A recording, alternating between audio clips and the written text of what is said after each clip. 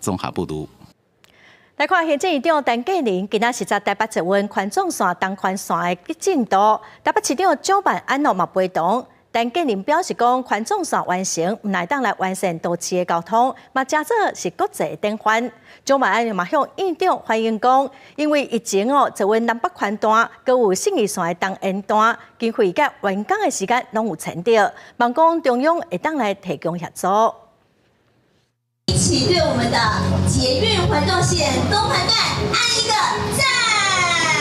行政院长陈建仁视察台北捷运环状线最后这个东环段的进度，强调伫原来的捷运体系搭建新环线无简单，毋过若是做起来，唔来当促进台北市的交通便利，也会当变做国际模范。台北市长蒋万安也趁机会向陈建仁来反映，希望捷运信义线东延段万代线中央会当多多协助。环状线的完成，表示一个都市的捷运体系的最终的一个完善。如果我们可以做起来的话，实际上我们也可以作为这一个世界的开发的典范哦。南北环段，还有万大1、2期的工程，以及现正在进行的信义东延段，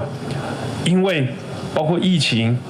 缺工缺料。经费还有期程已经没有办法满足，希望中央能够积极的给予协助。东环段要串联4条捷运路线，未来完工通车了后，为象山站到内湖科技园站，由原来32分缩短为14分；树林站到内科由39分缩短为12分，有助疏解内湖交通的问题，缩短通勤的时间。不过施工期间是不是会造成交通黑暗期，民意代表嘛真关心。东环段最可怕的黑暗期